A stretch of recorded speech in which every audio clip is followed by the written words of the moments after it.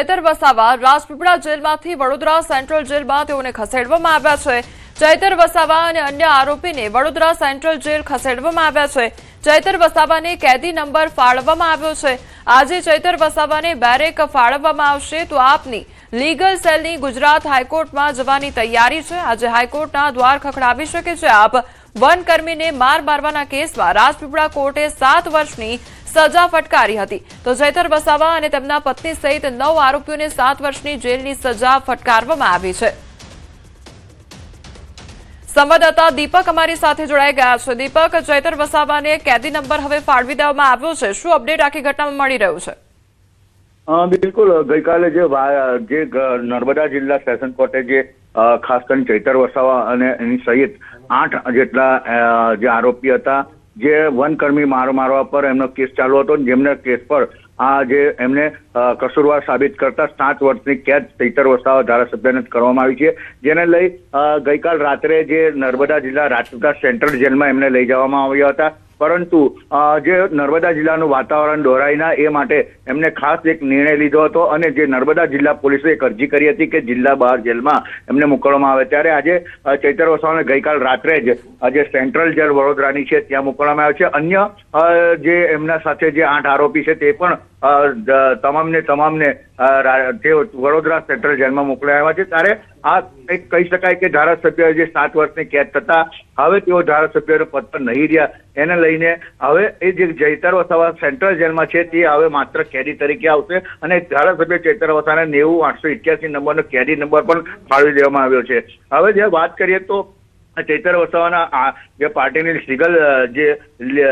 Legal cell છે એ ગુજરાત હાઈકોર્ટમાં જવાની તૈયારીઓ કરી રહી છે અને આજ રાત સુધી તેઓ હાઈકોર્ટમાં અપીલ કરશે અને ચૈતર વસાવાના જામીનની માટેની ખાસ અરજી સુનાવણી થશે। જી દીપક, સમગ્ર માહિતી બદલ આપનો આભાર। વલસાડના કપરાડાના સુથારપાડામાં બેકાબુ ટ્રકે આતંક મચાવ્યો છે। ટ્રક ડ્રાઈવરે સ્ટીયરિંગ પરથી કાબુ ગુમાવતા ટ્રક દુકાનમાં ઘૂસી ગઈ હતી તો રોડ પર પાર્ક કરેલા 10 વાહનોને પણ અડફેટે લીધા હતા। ઘટનામાં એક વ્યક્તિનું મોત નીપજ્યું છે અને 5 વ્યક્તિઓ ઈજાગ્રસ્ત થયા છે। ઈજાગ્રસ્તોને સારવાર અર્થે નજીકની હોસ્પિટલમાં સારવાર અર્થે ખસેડવામાં આવ્યા છે તો કપરાડા પોલીસે ટ્રક ચાલક વિરુદ્ધ કાર્યવાહી પણ હાથ ધરી છે। તો વલસાડની આ ઘટના કે જ્યાં ટ્રક ચાલકનો આતંક જોવા મળી રહ્યો છે। ટ્રક ડ્રાઈવર દ્વારા જે સ્ટીયરિંગ પરનો કાબુ છે તે ગુમાવી દેવામાં આવ્યો હતો। સંવાદદાતા ભરત અમારી સાથે જોડાઈ ગયા છે। ભરત, ટ્રક ચાલક દ્વારા અકસ્માત સર્જવામાં આવ્યો, કયા પ્રકારની પરિસ્થિતિ સર્જાઈ હતી? જી બિલકુલ, જે જગ્યાએ ઘટના બની છે તે ખૂબ જ ભરચક વિસ્તાર છે। કપરાડાના સુથારપાડાના મુખ્ય બજારનો વિસ્તાર છે, જ્યાં આગળ નેશનલ હાઈવે પણ પસાર થાય છે, નાસિક હાઈવે પસાર થાય છે અને ત્યાં આગળ જે કપરાડા તાલુકાના જે અન્ય ગામો છે ત્યાં આગળ જવા માટે છે જીપો અને અન્ય પ્રાઇવેટ વાહનો પણ પાર્ક કરેલા હોય છે। એવા સમયે અચાનક જ એક ટ્રક છે બેકાબુ બની આવી હતી અને આ મુખ્ય રસ્તા પર બજારમાંથી છે ટ્રક બેકાબુ થતા રસ્તાની બાજુમાં પાર્ક કરેલા 10 થી વધુ વાહનોને ટ્રકે અડફેટે લીધા હતા। ઘટનાની અંદર એક વ્યક્તિનું મોત નીપજ્યું હતું જ્યારે 5 લોકોને ઈજા થઈ હતી। સાથે જ આ ટ્રક છે વાહનોને અડફેટે લીધા બાદ એક દુકાનમાં પણ ઘૂસી ગઈ હતી। આમાં ઘટનાને પગલે આસપાસના વિસ્તારમાં દોડધામ મચી ગઈ હતી। બનાવની જાણ થતા જ કપરાડા પોલીસની ટીમ સ્થળ પર પહોંચી હતી અને ઈજાગ્રસ્તોને સારવાર માટે નજીકની હોસ્પિટલમાં ખસેડવામાં આવ્યા હતા। આમ બેકાબુ બનેલી આ ટ્રકે વર્તાવેલા આતંકને કારણે છે લોકોમાં ભયનો માહોલ છવાયો હતો। જોકે કપરાડા પોલીસે હવે આ મામલે ટ્રક ચાલક વિરુદ્ધ જરૂરી કાર્યવાહી હાથ ધરી છે। જી ભરત, સમગ્ર માહિતી બદલ આપનો આભાર। અરવલ્લીના ધનસુરાના વડા ગામમાં પરિણીત યુવતીના અપહરણની ફરિયાદ નોંધાતા ચકચાર મચી ગઈ છે। ફરિયાદી મુજબ પ્રેમ લગ્ન બાદ પતિ સાથે રહેતી 19 વર્ષીય યુવતીને કારમાં આવી તેના પિતા સહિત 4 લોકોએ જબરદસ્તી લઈ ગયા હતા।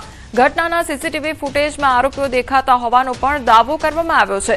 યુવતીની શોધખોળ છતાં કોઈ જાણ ન થતા પોલીસ ફરિયાદ નોંધાવવામાં આવી। પોલીસે પિતા સહિત 4 આરોપીઓ સામે ગુનો નોંધી યુવતીને શોધવા માટે વધુ તપાસ હાથ ધરી છે।